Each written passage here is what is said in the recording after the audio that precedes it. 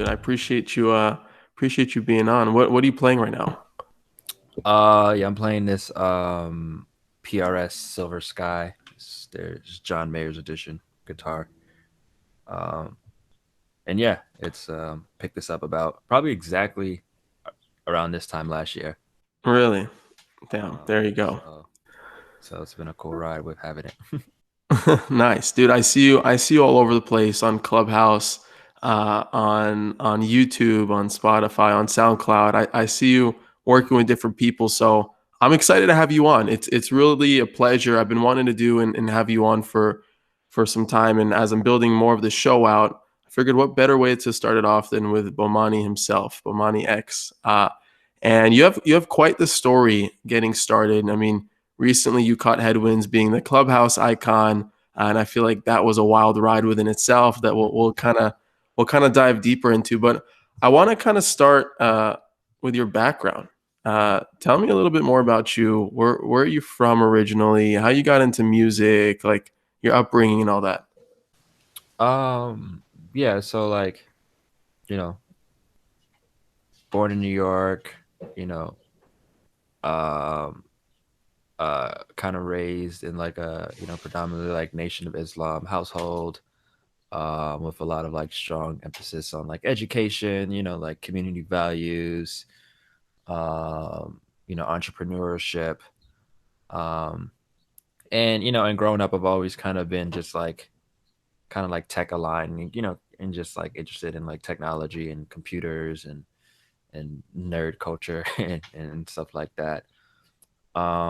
It wasn't particularly until like high school, um, like when I started to really get interested in music. My dad had like asked me and my little sister, like, do you want to pick up an instrument? Do you want to play music? Like, creativity has always been something that's, or being innovative and creative has always been something at my core. So, my dad kind of like recognized that and was like, do you want to play an instrument? Originally, I chose the drums. Uh, That's what I'm talking about, man. so, Drummers all the way, bro. Drummers all the way.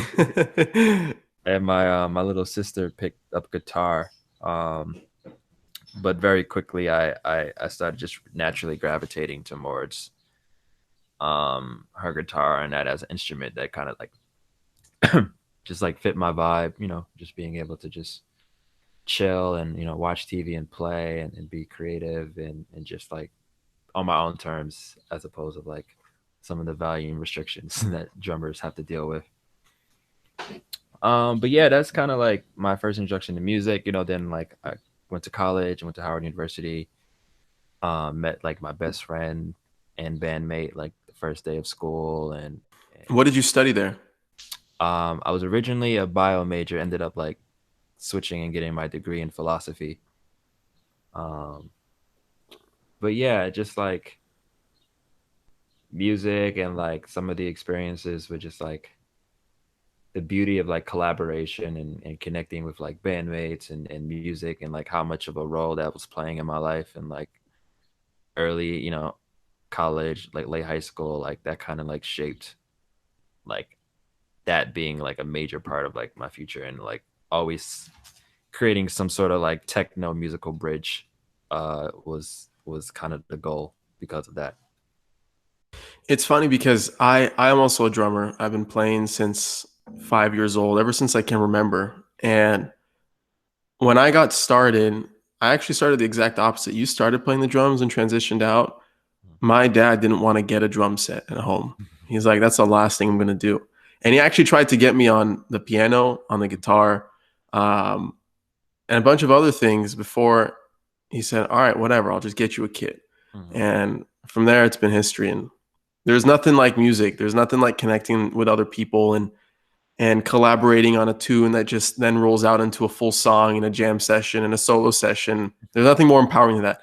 But it's funny because how you transition into philosophy, right? Or psychology was this Philosophy. philosophy, right? Which has a lot of psychological components, I mean, to some extent. But I guess how's that kind of led you to where you're at right now? Um, I mean, originally, like even like being a bio major and like wanting to go to med school, like I've always been like my main plan, I was like, hey, I want to be a brain surgeon. For some reason, like, I've always been interested in like people and, thoughts and ideas and just like how things work. Even just on like a technical level, like always playing around with computers and building computers and stuff like that. So when the bio major thing didn't really work, um, um, and finding philosophy, like I don't know, just like guitar, like I just realized it was like a calling, like I like understanding things and not just like thinking about things like very deeply, and that's just how my natural personality is. In terms of like how that related to like what I do now, like a lot of especially like my natural day job is like digital marketing, digital strategy. Like how do you take these systems and like that involve people and like see the world through those lenses and stuff like that. So like that's kind of how I like approach my music. That's kind of how I just approach like community. That's how I approach like my job, just like understanding things and understanding people and connecting with real values and ideals. Um, and yeah, I just like resonated with that a lot as a philosophy major, and that kind of stuck with me to today Yeah. with how I approach things now. I mean, you totally play the part too. I mean, I've jumped into Clubhouse sessions. Your whole entire look, from the sunglasses to the hair, it's such a vibe within itself. And it's a lot of the reason why I wanted to have you on the show, because one, I got exposure to you through Clubhouse initially. I remember you help a lot of people on there. You tend to jump in a lot of rooms, and with that comes all the notifications to your followers, and then they jump in and builds an audience and whatnot. So you're a very big proponent on building communities and helping others build their communities. And I think one really cool way that you do that is obviously through music. And partly why I have you here today to talk about Boo Coin, right? And just a disclaimer, no way is it to shill Boo Coin or to buy Boo Coin. It's more to tell the story behind that. And I'm actually really curious because were you ever tampering with crypto, trading Bitcoin or anything like that? Or did you just kind of fall into the lap of social tokens somehow? I've been like I've known about the crypto space for a while. Whether it's like trading and dabbling with that, or like these different platforms and dApps that were coming up very early days. Um, and even just like knowing what NFTs was like for a really long time. But so I've known about that. Where I mean, like I said, like I've always been someone who's tech aligned, and like how does technology or these like emerging trends like push for a greater sense of creativity and connection. So I've always had that like as my ethos in pretty much what I do. Not particularly until like Clubhouse and like getting more like comfortable using my voice, comfortable like applying a lot of these skill sets for myself and my own brand, and like actually just you know being authentically me, where then I started to realize all these cool ideas and all these things that like I've always valued, like now I can start like applying that for myself, and leveraging the opportunity that I've been gifted, to just do things in a way that I've always liked doing and like comfortably doing it. So like even when I was approached from like the rally team and like setting up a coin, I was like, yeah, or like why not experiment? You're like, all right. Like, does that mean more money in my pocket? I mean, maybe it does, maybe it doesn't. Um, so yeah, so like even just the concept of like setting up a social token in Boo Coin, it at time it just felt like a no brainer. Like, why not try it out? Yeah. What can come from it? Yeah. So you touched up on a really a point that I actually wanted to ask you. So let's just dive into that. So the big macro trends, okay, that you kind of see social tokens playing a role in. What have you seen that like makes it a perfect opportunity for creators to launch their own tokens, one, take themselves public, quote unquote, and build token based communities? Like, what are those big macro trends that you saw come into play? Um, a few. So one, like one of the biggest lessons on a creative level and personal level that I've got from Clubhouse was that, like, one, because of the pandemic, and like, like connection and collaboration, that everybody had to view that on a different lens. I mean, that's obvious, and we've already gone through that. But about Clubhouse, what I've learned is that a lot of people's voices um are different in that type, in the particularly like a social audio environment, where like it's not like the typical like content mass that you put up on like Clubhouse, and I mean, I'm sorry, put up on like Instagram, Twitter, or TikTok. And one of the macro trends I realized is that like digital identity is like becoming more and more of a theme, as like your identity and content like become go to more of like authentic, genuine place. And especially with like this sense of like truly digital ownership, like curating like digital land, like what that looks like, or just like what I was seeing happening in like the avatar space. um like there's this whole like push towards like really owning your digital identity, whether do avatars, whether do wearables, whether do like audio. um and so when you're so with that trend, I realized, like, with owning your land or identity, like where does like your economics of that come in? And then what I was seeing happening in like the NFT space, not just as like a transfer of value for like sales and stuff like that, but like people are using NFTs as like a identifier badge. Like holders of these tokens mean that like you are identified as a part of this community, or you can be identified to get access to this experience. Um, and as I was initially introduced to like Rally, and then like seeing some of the stuff I saw with like some big role communities like Whale and Friends with Benefits, um, I started seeing social tokens as like that bridge point, where like you have your content funnel, which is like your social media platform, and you have your identity, which is like what's happening like in the metaverse and wearables and avatars, and then you have like NFTs, which is like the sale of that content value, but then like it's all like funneled through like social tokens, which both can be used as like, whether it's like tipping or monetization, or like how people can support creators and crowd fund and crowd encourage things. But also like you holding this coin represents like you're a part of X, and like how you build that out could be like really powerful when you connect all those different dots together. So. Yeah, for sure. And just to dive deeper on that, so how do you more or less distinguish an NFT from a social token? Because a lot of people that newcomers, for example, and maybe they haven't even heard about social tokens just yet, and how that's going to impact the creators and the influencers of the world, the musicians, whatever. Um, how do you distinguish that? Because you can fractionalize ownership of an NFT, right? So why would someone want to buy a token versus, let's say, like a membership badge that's represented as an NFT? I think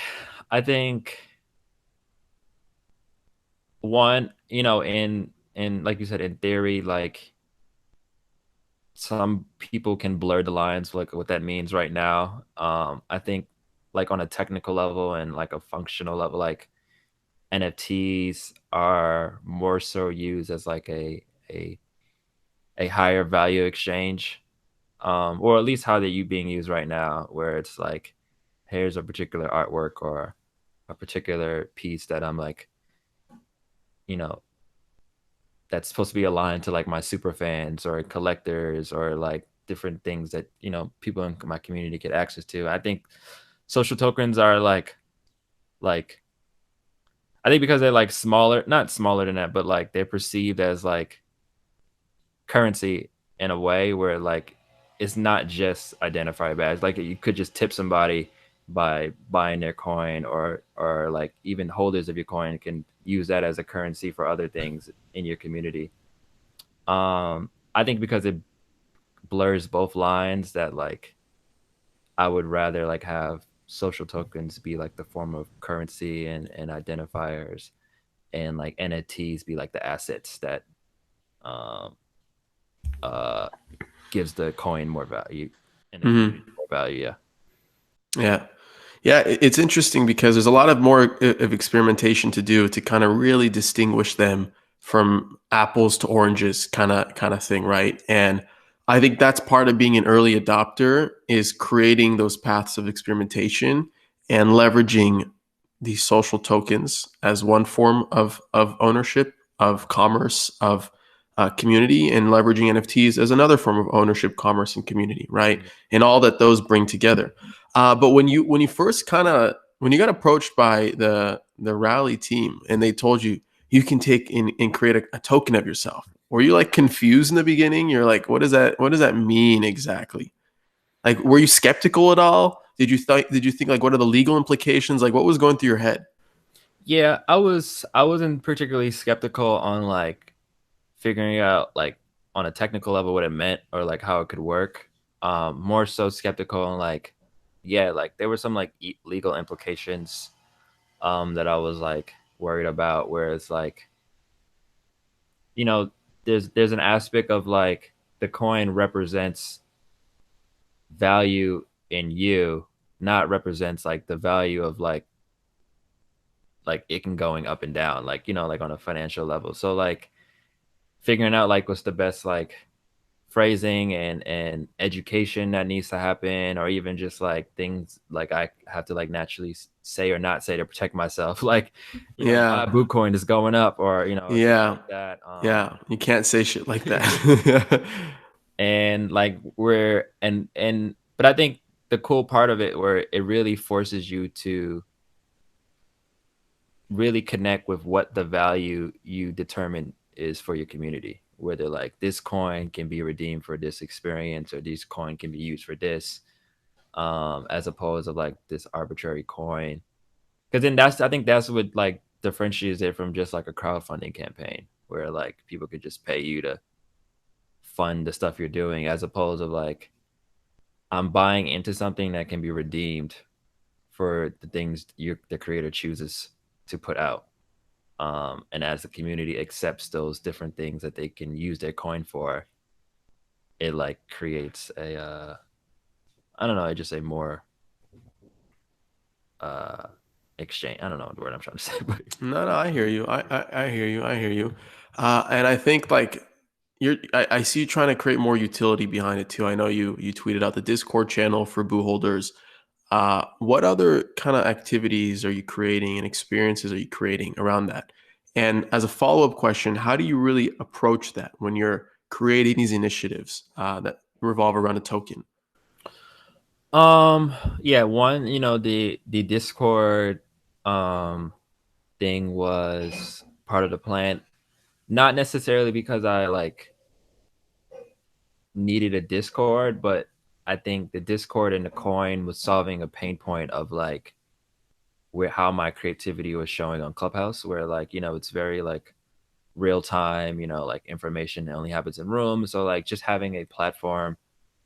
um just having a platform where like information can be shared and spread, um um and stored, but but it could also be gated. I think that was like one of the things I was trying to figure out, was like how do you really create like a gated community with social coins, because like, yeah, you can have like gated content on like Patreon or OnlyFans or whatever other platform, you know. But like the one thing that I was like had to figure out was like, okay, now that I have this coin, now that I have people that are buying the coin, like how do I best identify who those people are? So like solving that first was like the Discord and having it gated. And there's some tools that's being built out to have gated Clubhouse rooms for coin holders as well. But that was like the first thing. Is that already in the works? Yeah, I've seen a few of other How does ones. that Yeah. How does that work? They're integrating with Clubhouse and integrating their social tokens, or it? How It's does that work? it's more of like a, and I haven't fully tested it out, but I've seen some of the creators use it. It's more so like a bridge where like this private room gets made and only holders of the coin can. The link is dropped in that chat. Exactly. Yeah, Okay. yeah, Got yeah. you. Because there's no formal integration, right? And I No, think that's where like the winner is, right? Where all these platforms start integrating uh, tools that allow creators to utilize their currencies in a way to create gated experiences, right? yeah, If Snapchat were to create a feature where you could link your coin and only certain people, so you don't have to worry about people Venmoing you or doing subscriptions to get access to your private Snap, you can just say and approach it like Collabland is doing it, right? And in connecting your MetaMask and seeing, oh, if you have the threshold, you can see my snaps, or if you have the threshold, you can join my Clubhouse room automatically. And I hope that's where these platforms are going to be transitioning to as more and more creators kind of create these tokens and they realize that, wait a minute, I just created an asset, right? That's kind of viewed as a loyalty and membership type of token. And I'm really bounded to the platforms that really allow me to experiment with this token, Discord being one of them, and all the tools and open source projects that you can build on top of that, right? Uh, I'd be interested to see how that kind of rolls out. I wonder how long it's going to take till you see more of these like mainstream platforms hop on board, like PayPal is, for example, with Bitcoin, and Venmo now with buying and selling crypto. So it'd be interesting. I think the one thing that I've realized even more and more, just being well, identifying greater as a creator, is like, these type of integrations always come last. And like sometimes like it really takes some of the innovation and experimenting that people are doing to really flesh out the use cases first, so that these platforms can be like, okay, that model does work. I mean, even with just like the example of like monetization on Clubhouse, like, like there's been plenty of people, even on the platform didn't have direct monetization, but there's been plenty of people that have been making money on the app since jump, with experimenting with Cash App or experimenting with creating their own funnel. But right now Um, it's a very manual process. There's yeah, no way to streamline it. And I yeah. think that's the golden apple right there. Um, But to I do think that it's a tricky balance, because like I think initial like quick integrations can cause like somewhat of a flooding where like proper use cases don't get developed because it's so easy. Like, and not necessarily bringing this up, but like that's kind of my opinions of like BitClout, in a sense where it is, in an ideal world, connecting social to currency, seems like what the future is, but like that quick integration very early on is showing like some of the natural issues that happens when people use social currency or social tokens within their community hasn't really been solved yet. And then when you flood it with like a quick integration early on, like you see some of the pros and cons of that. So I think there's a balance in the economy of just like how platforms connect with what creators are innovating with. yeah, Um, sure. I think it's funny you bring up BitClout because I wanted to bring that up with you later. But that was an amazing social experiment, yeah. an amazing Black Mirror type of social experiment that many I've been told that question its execution and how it kind of went to launch. But regardless, the idea, the concept is more or less kind of like what these other social tokens are kind of leaning on, like the ones that are being launched on Rally or Roll, right? It really is like a public stock market, quote unquote, for people and brands Yeah. that extend beyond the New York Stock Exchange and Wall Street, et cetera, et cetera. And you're right. I think they did go more of the extreme route. I think it was actually pretty smart because it showed people what was possible and what the vision is as a whole. And I think it sparked the conversations that were needed to have around what social tokens are and could become Yeah. down the line. So I applaud their founders for making that leap. And honestly, best of luck to them. But I think there's a market for both, right? I think there's a market for those that don't necessarily want to treat it with such aggressive bonding curves like BitClout did, and the supply and demand pressure that kind of are attached to the price appreciation, right? Yeah. Whereas rallies is pegged more to the underlying token itself, as well as the supply and demand pressure that the creator creates for their token and the memberships. And it's crazy because when I talk to people about social tokens and I tell them, think of them as a way where when you swipe your credit card, you gain points that you can exchange for discounted hotels, for airline miles. Imagine you can do that now referencing someone's brand and their influence that they've built.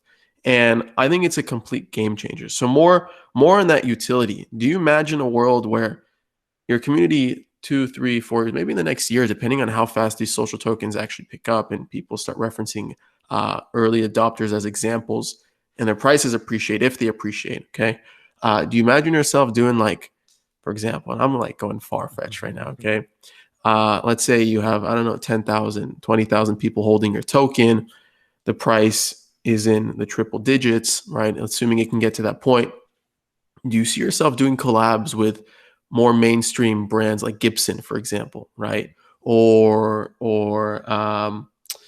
I don't know, throw some guitar brands out there, the ones that you're holding right now, right? Like, you know what I mean? Like doing a collab of commerce where you tell them that, hold on, wait a minute, I have a ton of people holding my tokens. These are actual tokens that you can swap for any other currency in the market. Why not do exclusive drops and collabs? Do you see yourself doing that with these companies, or how are you kind of approaching this down the line? Yeah, no, I definitely envision that. I mean, like even just on like a small scale of like, you know, like with some of these NFTs plans that I have or certain things I plan where like you said, like it becomes not necessarily a bonus, but like a feature of like the coin and the coin community and like and you know how connecting with you know major brands of like, hey, there's a huge pool of money and liquidity and my personal community as opposed and that being able to be like fact checked and you know and tracked, which I think is Insane. Insane. which Yeah. is different, which is a different conversation that happens with like from the brand creator level where they expect you know their fan base to Sure. drive towards a product, but they don't really know like what the full like value um is, and social coins can kind of be like that representation like, oh no, like I have X amount of holders you know these holders have X amount of things that they can use because you know that's what it's for, and here's an experience that we can collaborate or partner with that you know aligns, and I think direct conversions will be can be super, it'll be done easier in that regard, as opposed of like you know you just promoting to your fan base that may or may not decide to use their real dollars on something, you know. Yeah. Yeah. So, what have been some of like the major hurdles, if any, for getting more of your fan base, more of your audience in tune with Boo? I think some of the natural hurdles are some of the hurdles that like just exist in crypto. There's still like an education factor, like what is what is it, you know, like what can I use it for? Like, you know, there's still like a huge financial implication that comes with cryptocurrency in general, where like people buy into tokens for the expectations that it's an investment to, you know, either make money for. So like some of those same pretenses exist in the social token space, whereas like buying boo till it gets to, you know, so it can go up in value. So I think some of the hurdles is just like education, um, like not fully even identifying like what the value that I want to like put out yet. So right now it's I feel like a lot of the social token community it's perceived as just like crowdfunding as opposed to like a fully fleshed out creator economy yet. Um and and at least particularly with Rally right now, just a proper like funnel to identify who's in your community is still like, you know, like there's still a lot of these manual hacks and innovations that I got to do Yeah. to make it work, but that's some of the stuff so far. Yeah, I think it's part of the process with getting into crypto, like you said, in general, understanding what cryptocurrencies are, what they mean, how they work, Why does something online that you created out of thin air all of a sudden have a dollar value to it? I think, and like at some point, people are going to cross that hurdle, right? And I think influencers are actually going to be a major part with educating these mainstream adopters, like NFTs were for bringing in this next wave of culture, art, music, dance, photography, etc., into the digital world of Web3. Yeah. And it'd be interesting to see how it pans out, kind of down the line. What have been the reactions so far? Have you gotten mixed feelings behind launching Boo? What have your audience, have they criticized you? Have they applauded you? What has been the consensus? I haven't got any major criticisms, and mostly like applauding, whether or not people understand it fully, mostly applauding like, oh, Bomani's innovating or testing out something Yeah. like that, and proving that, like, you know these types of risks are working, and being one of the first Clubhouse creators to make a coin, and it still being a good thing that I'm glad I did. Yeah. Yeah. I think some of the feedback is mostly, or at least the number one question that I get is like, okay, what am I using this for again? and whether or not like I portray it as like, hey, it's just like a form as like tipping or like monetization, or just expressing in the ways that people are used to right now, until like, oh yeah, like come to this Discord and play poker with the coin, and use that as a currency, or like, so, some of these experiences that I do, like I'm starting to make them a little bit more private, and this is, Yeah. these are what the coins can get access to. So mostly just like confused is the biggest and common critique about it, but I haven't seen any real like hate about the social token Sure. community yet. I don't think people understand it well enough to even form a full opinion and to see the drawbacks and the positives, the pros and the cons. What's up, guys? Really quick, just want to shout out our amazing sponsors who are helping make Season 1 a reality. Season 1 welcomes Coinvise, where you can create a personal or community-owned social token on Ethereum. Coinvise also helps you create incentives through token rewards and bounties, NFT business models, and bot integrations for Discord. Go check him out at coinvise.co. Season 1 welcomes POAP, P-O-A-P, short for Proof of Attendance Protocol, which enables a novel way of creating one's life diary. Leveraging NFT tech, POAP facilitates an easy way to mint non-fungible tokens related to meaningful events. It's frequently used in crypto-native communities, and now it's starting to create NFT collectors in the mainstream too. They are hiring for roles like biz dev, key account management, and operations. You can apply by visiting adamlevy.io/POAP. That's P-O-A-P. All right, back to the episode. You being super, super active on Clubhouse, being one of the leading voices for the Black community and bringing in more culture, more soul onto the platform, right? And then launching this token early April. There's a lot of things that happened during the pandemic for you, I feel like, that probably would have never kind of imagined. How have you used Boo in the context of Clubhouse? Are you rewarding listeners for being in the room? Have you experimented with that? How are you thinking about that? One way, like, I think one of the benefits of social tokens, because like never before where like that form of like fan to creator engagement, especially with like when a fan pays for something, like that value exchange is like kind of a one-off thing. Like, with social tokens, like you buying a coin, whether or not you redeem it now or later, like there's always that like paired relationship. So one thing I've been doing is like I probably have given like a lot of money to people. probably like with not as much strictness as I probably should, because like I still view it as like magic internet money, but like I probably give it like at least like hundreds or thousands of dollars to just What? in value of Oh, hundreds of thousands or hundreds uh, to thousands? hundreds to I was thousands. like, damn, bro, you're printing money. No, Jeez. no, no, no, no, no. Just so like as like a reward, like, hey, like you've been with me on this Clubhouse journey for a while. Like Mhm.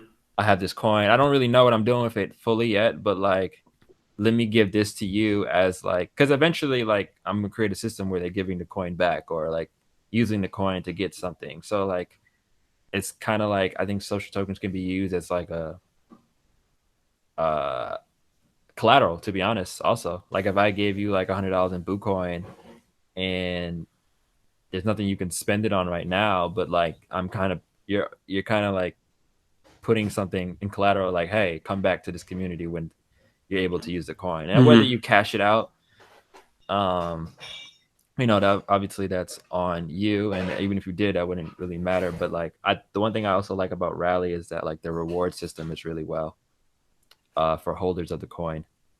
All um right, so them getting paid back with rally token. yeah, exactly. So you get, Mhm. so the percentage of coins you hold, you get access to that reward pool that goes out every week.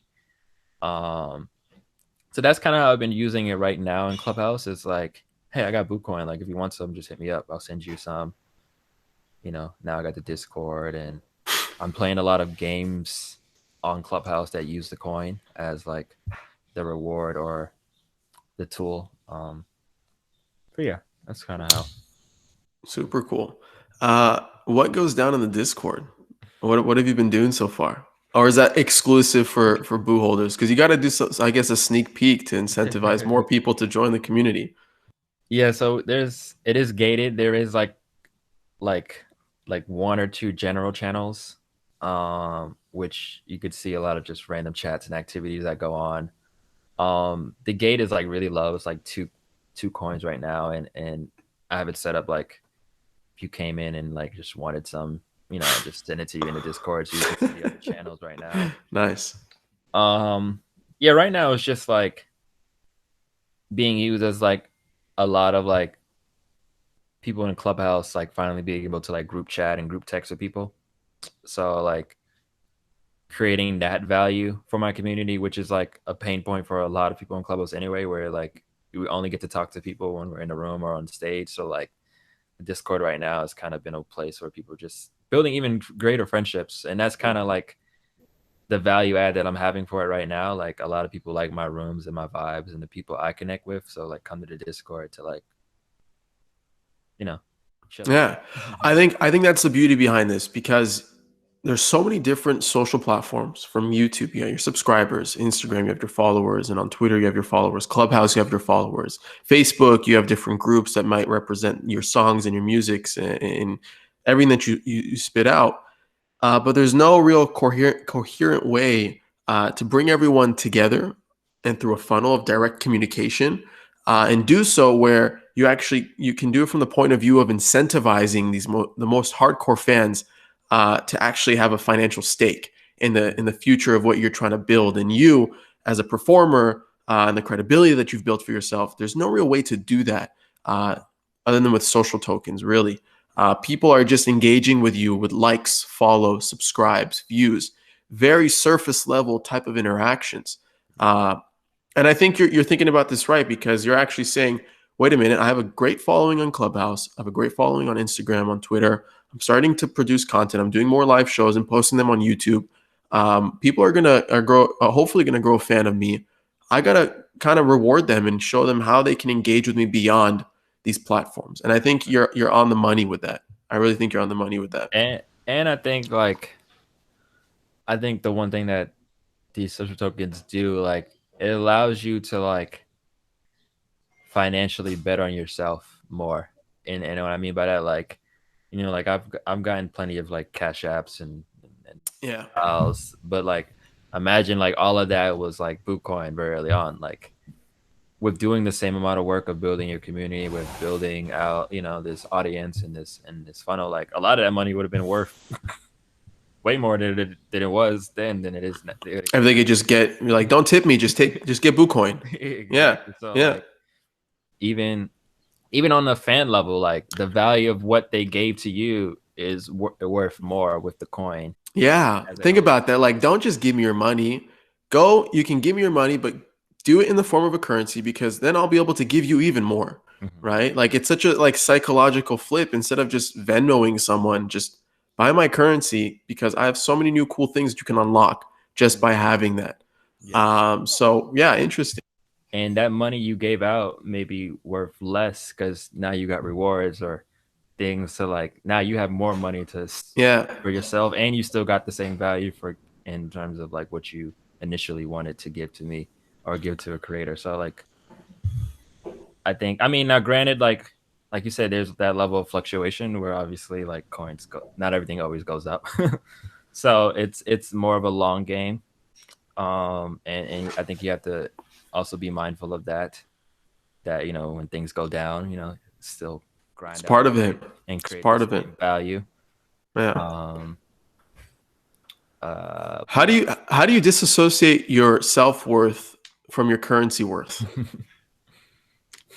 I feel like it's a big problem because right now, uh, with how society works, or a lot of it at least, I'm not gonna put everyone in a moat, okay? But the more followers you have, the more influential you are, right? The more awareness you're able to create and power, quote unquote. And people associate you to your fame based off one what you've done, okay, but two, how many followers you got, right, amongst other things, okay. But social media followers are like a big player in that, and it's fucked with a lot of people. It's like on one end, people look very happy on social media. They're producing content. People are associating them based off their numbers and their fame and what they're portraying online. Do you think it's ever gonna shift that people are gonna be like, ah, nah, this person's worth like $20. This other person's worth $100.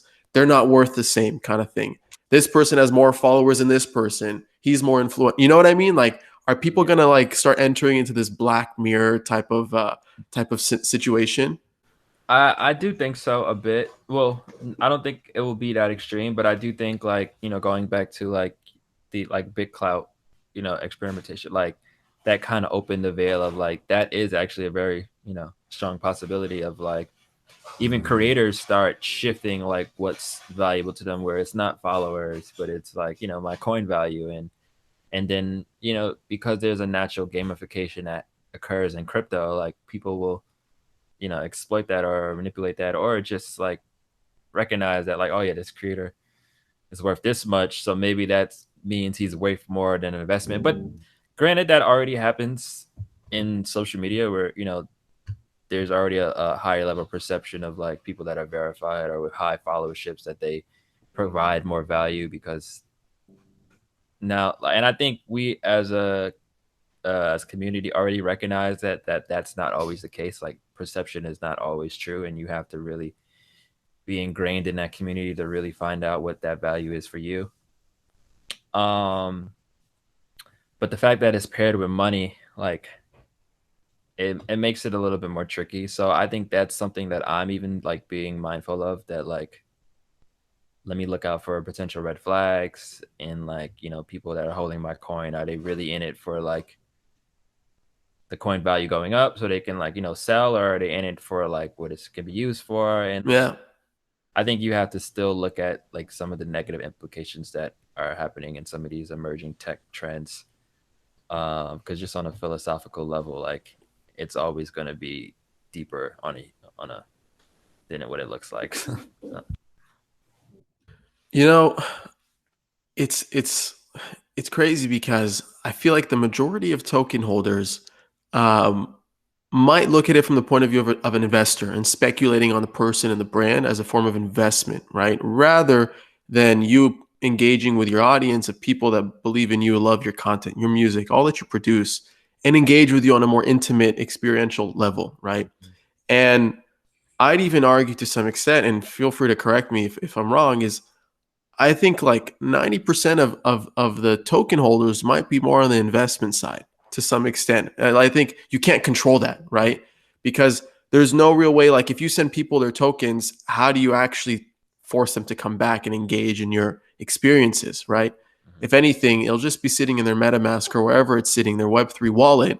And it'll be appreciating and depreciating in value as the rest of the market does to an extent.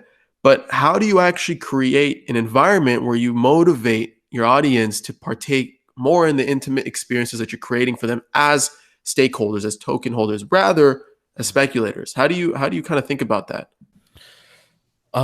Yeah, that is. I think that's something that a lot of people have, and you know, and this conversation is what I feel like is equally happening in like the NFT space, where there's a lot of like conflating between like, is this a collectible as a part of like me just enjoying this experience that this creator gave me, or is this an investment and I'm thinking about it as a collector and like I want to flip it in the future or something like that. And you know, I think, you know, same with social tokens, like there's a lot of people that just know the game and are buying it as or as an investment in you, which I still think that is important aspect of it, because like I think as a creator and what these social tokens grant is like a form of like crowdfunding or crowd investment, um and you know that's needed in, you know, for creators where they can feel like they can raise capital to do the stuff that they want to do.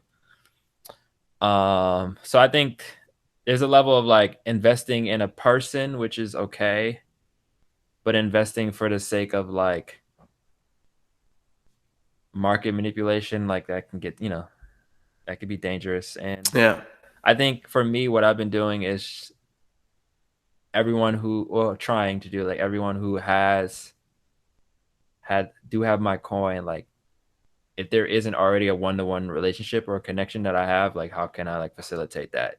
Where like at the end of the day, like I know everybody. Or at least they're in a system where I can get to know everybody on a level that will have them value me more so than just the coin itself. Yeah, if only there was a way to send direct notifications for people who are holding your tokens and send them messages and like funnel them in a way where, yeah, you can communicate with them if they enter the Discord. But if they're just token holders and they're not in the Discord, either because one, they might not know there is a Discord, or two, they either received it from someone not knowing what they really received, right? If there was a way to really communicate with them, So someone gave, and I do agree, but did someone did give me a good counterpoint where like some of the inherent benefits of crypto is like that level of anonymity, sure.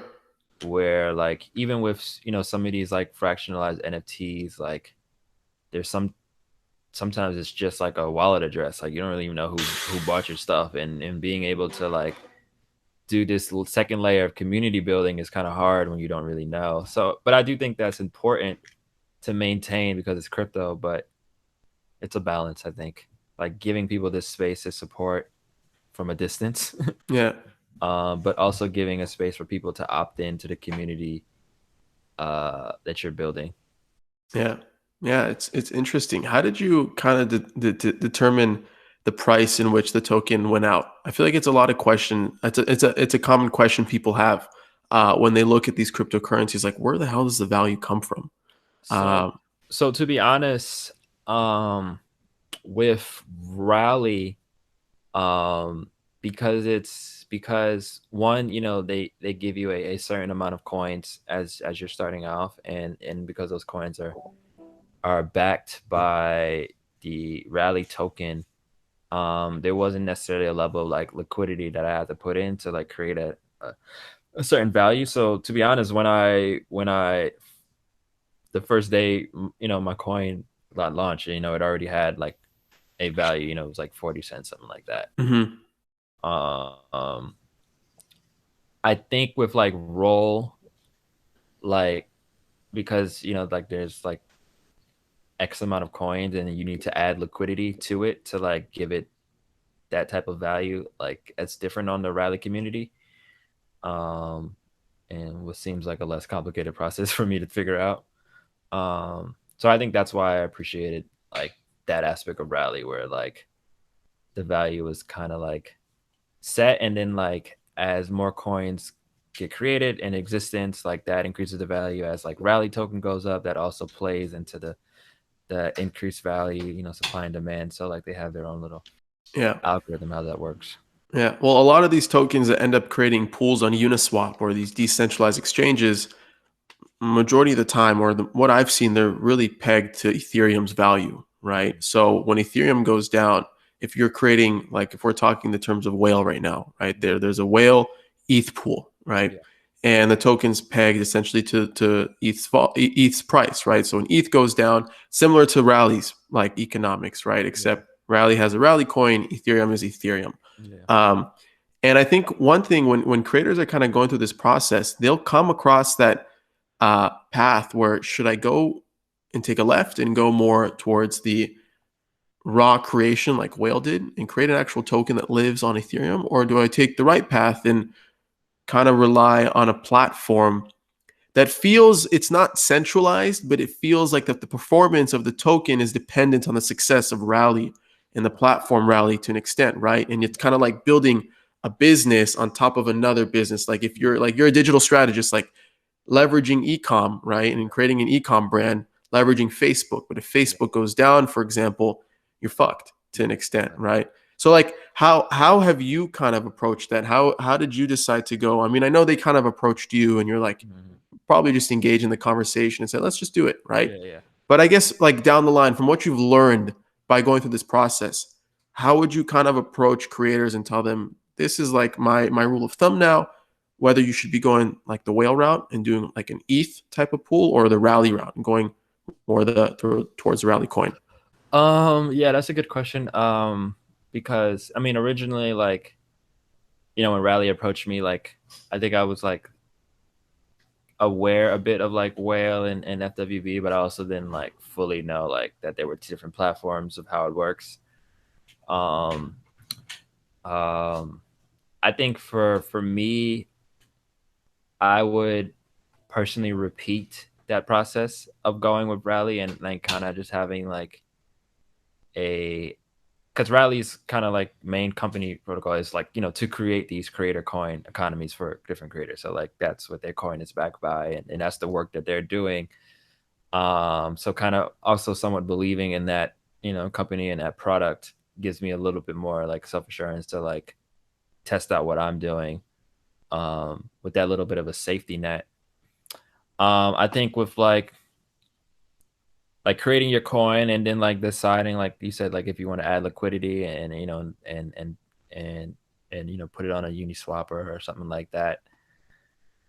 I think a lot of people have the knowledge and understanding of that, but if you don't, I think it will be a bit more of a benefit to go more centralized just so you can learn more. Like if you're not familiar with the space, it just may seem super complicated with like figuring out all the complicated nuance that's already Yeah, yeah.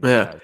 But then I guess one thing just to add to that is creators might feel like, wait a minute, I only got one shot. I can only take myself quote unquote public once. Is that necessarily true? Like you won't create another Boo coin per se. You might create like a coin that might be in relation to a guitar brand that you're trying to create. I don't know. I'm thinking out loud here, right? But you won't necessarily create a Boo coin if it doesn't really work out on Rally. You won't. Would you go and start a new one? Is that what you're kind of saying?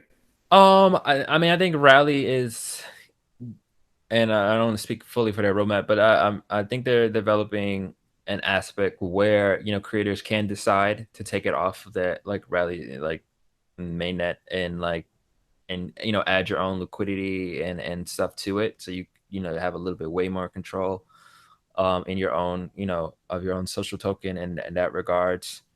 Um, and then maybe just add to be able to add to other platforms and stuff like Sure. that. I'm sure that's the route that they're also going. Have I decided that that's the route I'm gonna take when presented with that? I don't know yet. Mm-hmm. Um, I think there's still a level of like that side I need to just get educated more on a bit, Mm-hmm. um, and build out a stronger infrastructure for that. But Yeah. No, it's all a process. yeah, Yeah. yeah. For But I sure. think For I think sure. if you I think if you have the level of understanding about that infrastructure that would require to be successful, or even just test it out. I mean, I think both options work. Both options have resources to learn from. Yeah. I want to dive deep into like your vision for yourself and the community you're trying to build, specifically because I think it's perfect timing. We scheduled this interview, Mhm. and this morning you tweeted something actually Very, very, very deep. I'm going to read it out loud and just share with the audience. So, since my grandma passed, I was waiting for the day she would show up in my dreams. She did last night. I needed that confirmation for what I've planned in the next 3 months. What do you got planned in the next 3 months? What can we expect from you? And how does that kind of relate to Boo, if it does relate in any way? Um, it relates in the sense that, like, I said earlier, like, like I lived in California, and the actual main reason why I came back to DC was to, help take care of my grandma. Um, and in that own journey of being here with her, and on a personal level growth, and then, like finding Clubhouse, and the growth with all that on an emotional personal level, and being here, and taking care of her throughout that whole time. Um, my grandma passed away like a week or so ago, and um, in that moment, just kind of gave me some sort of like comfortability in the sense that, like, I was able to do all of this stuff while like landlocked and playing like a nurturing role. Um, you know, breaking new heights on a personal level that I've like never really imagined at this time period, and being an app icon, building a community, like being more comfortable in my creative pursuits, and innovating, experimenting, and like kind of having her be here through all of that. Um, and and now that she's not here anymore, like what is that like next level of like true freedom of expression looks like. Um, and with the pandemic and like stuff opening back up, like there's a lot of like plans and experimentation that now involve the real world, that now what feels like for the first time in a while, like I have access to.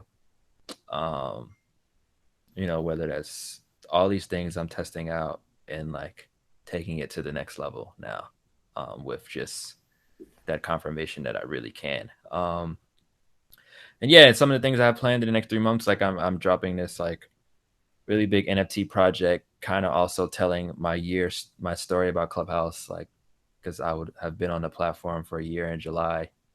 So like I'm doing a drop, really telling that whole thing in a cool way. And there's some like physical experiments that I want to do, integrating like my coin and my community, and creating this sort of like physical metaverse bridge. um, I got some like really cool plans uh, on Clubhouse. So yeah, like I feel like when I tweeted that,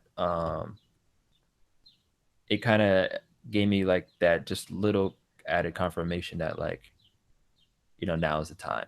I felt like I was limited before, but like now I don't feel like that now, and like I'm ready and excited for what's to come. Yeah, she sounded like an amazing person, and thank you for sharing that. That's very deep. That's not easy to talk about. So, thanks for sharing that, and I'm excited for your launch. I think it's a big milestone for you. And like I said in the beginning, I don't think nobody would have imagined the roller coaster that you could have been on over the last year. And who could have imagined what could have had happened, I guess, because of COVID and all that bring. And so sending all the positive energy and all the positive vibes your way. I hope it goes well. It'd be interesting to see how that kind of plays, and if you require the NFT purchasers to hold boot coins as a way to incentivize them. I'd be curious to see how that rolls out. I'm going to be keeping an eye out. And just to transition, because the music industry has finally woken up to crypto, right? Uh, one of I guess the main proponents being Blau, right? I know also Jesse Walden had a startup back in 2017, a variant fund. He talks about the ownership economy, and that project got acquired by Spotify. So Spotify has been in the loop with blockchain tech for some time. I'm sure Apple Music. But I don't think they've really woken up to social tokens yet. They might have heard about it. It's probably conversations are happening in their meeting rooms, I would assume, but none other artist per se I have seen personally. Maybe I missed something, but I haven't seen anyone launch their own token from the major publisher side. How do you imagine these social tokens kind of revolutionizing, as people like to say, the music industry? Because I'm assuming you're an independent artist, right? Yeah. Okay, you're not signed to anyone. Um, and I feel like those who are signed to the Universal Music Groups of the world, the Sonys of the world, they'll want a big cut of these creator coins. It would only make sense. But I feel like the role of what crypto and Web3 brings is kind of reversing that ownership cycle. If anything, if you were to get picked up by a publisher, you'd probably tell the publisher, you guys have to buy Boo coins and stake your wealth and invest in me. Like, how do you imagine? I'm thinking out loud here, right? How do you imagine these social tokens kind of impacting the music industry as a whole? Um, I think there's one aspect where like tokens, social tokens, or even just the conversations that happen in NFTs and ownerships, like there's a level of like owning the value exchange or value, flow between like an artist and their fan base. And with like social tokens, like instead of putting out an album and having to go through like the chain of commands of like streams and getting payouts from these other industry, like you can literally just kind of control that um on your own, which I think can be appealing to these labels, where you can flow a whole artist's career or stuff like that through the token itself. I think also on the flip side, like there is like a natural level of like governance that exists with like these token communities, where like if a large stake of the token is owned by the label, like that kind of also can dictate like where the community goes and stuff like that, because like the value is in control of not just the creator, it's control of what the creator is signed to. Or if a large whale bought a portion of my coin, like technically where I want the value to go is not kind of no longer in my hands. So I can see like label deals being formatted that way by like this coin treasury is like, or this coin value is owned by either the creator or the label or the fans, and like how that plays into like where uh um how that's played into like music creation or like music exchange, or just like who owns what. And I think social tokens can kind of create that model. And I don't have a full like fleshed out thought process about it yet, but I think that's, again, that's part of being an early adopter. You don't know where this stuff is going. You're taking it day at a time and experimenting as more opportunities, more ideas kind of come to mind. I think it's part of the process. Um, I'd be interesting to see how it plays out for the music industry and what that means for artists. Like, imagine being able to buy a Taylor Swift coin before she was Taylor Swift, or a Justin Bieber coin before he was Justin Bieber, um, et cetera, et cetera, et cetera, right? And the music labels having a stake in that to some extent, while giving the artist the, I guess, the creativity to explore their own songs, their own music, their own performances, whatever, but still having that financial upside, buying those tokens. And imagine if people could buy the Justin Bieber token before Justin Bieber was Justin Bieber. Like, that's that'd be crazy. That'd be crazy. It'd be a whole different creation of wealth, a yeah. creation of value, and the value that, I don't know. I'm so hyped behind this stuff. There's so many opportunities here. No, I agree. I think the dangerous part, that whether or not like the labels are thinking about it or like the community is thinking about, like cash grabs do exist. For sure. And sometimes like when celebrities or like major people get into these types of conversations or utilize these texts, like most of the times they get viewed as cash grabs, where like a popular celebrity may have pure intentions to like truly utilize the tech in a way that's like really innovative and stand out and valuable, but like just, I mean, that happened with some of these NFT drops where like they think they go well, or the secondary value of it like it completely drops or tanks. And I've seen some of that a little bit in like some of the rally coins that get onboarded, where it's a lot more fluctuation for them as opposed like for me, where like the fluctuation of hasn't really been hasn't been that crazy. Yeah. Yeah. Um, so um, I think that's something to think about. And the common trend about like when big players get into the space, they never really look at like the smaller medium players as like A threat. yeah, a threat or something to just like learn from. Yeah. So they Yeah. sometimes fuck up the space, but I think it would be really cool to have more adoption when bigger players get in, because then that helps people like us like prove what we've been doing for a while Yeah. was valid. Yeah. Yeah. I'm excited. One, because I know to some degree it makes a lot of sense for both markets, from the investment side and from the audience side. And me being a musician and all the drummers that I grew up adoring and loving and mimicking and learning from, and the artists and going to all these live performances, I just wish there was a way to engage with these people beyond. Like there's Patreon, there's OnlyFans, or stuff like that, each for its own different category of what they specialize in. But I think this is finally the real way to invest, and do so in a way that extends beyond your thumb movements of liking and viewing, right? And if I believe in an artist and I have my post notifications on, I'm listening to every single song that they push, and I believe in this person so much that I talk about them to everyone. Yeah. Why not give those people an opportunity to help build that person financially too, to an extent, and do so in a way where they can unlock more intimate experiences with that person as well. So I think it's interesting how this kind of will like roll out over the next coming years. I think we're going to see a lot more mainstream artists and performers and creators launch their tokens at a rate that it's going to kind of like snowball the way NFTs did. Yeah. And yeah, we'll see. We'll see what happens.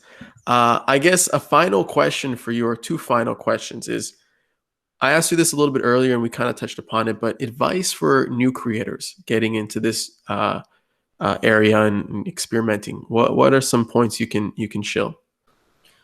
Um, Advice, I think, like first, like even though like, with crypto and whether or not you're familiar or not familiar, like just kind of think about it in like terms of like that you're used to. Like if it's just monetization, like, people are a social tokens is just a system where people can just pay you as tipping, and you kind of just um have something where like them tipping you this way or buying your coin can just be exchanged for like what your services are. I think a common misperception a little bit is that when people like buy your coin, like that essentially means that they're giving you that money. They're not necessarily giving you money until like they give you the coins that they bought.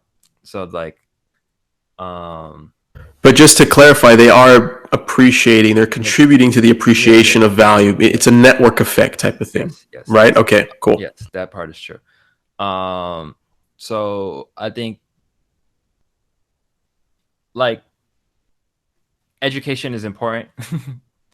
Like, so whether you take your time to just get educated about what exactly you're doing or want to do, and how you educate your community is how you build and sustain like a strong like economy.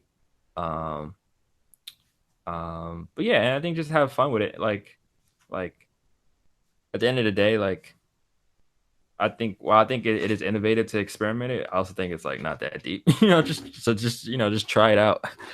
Get your own coin if people like it. Um, I think people can have a lot of like really cool fun just saying that they got their own crypto coin, their own, like they're creating their own economy. They're creating more control of the channels, instead of just relying on like a payout from Cash App or a payout from OnlyFans or a payout from Patreon, when you can create how you want people to pay you, how you want to like give them the value that they want, and create a community around it. I think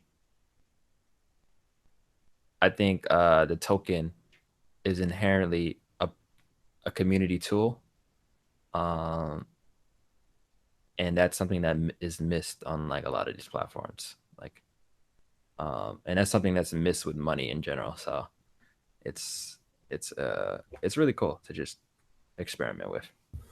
Yeah. And final question. Where can we find you? Where can we learn more about you? Give us the plugs. Shout yourself out. Yeah, definitely. My main like source of like communication is definitely Clubhouse right now. So definitely follow me on Clubhouse. Like, check out the Discord. Um, I need to find a place where the link is more easy accessible. But if you hit me up anywhere, you know, you'll get the Discord link.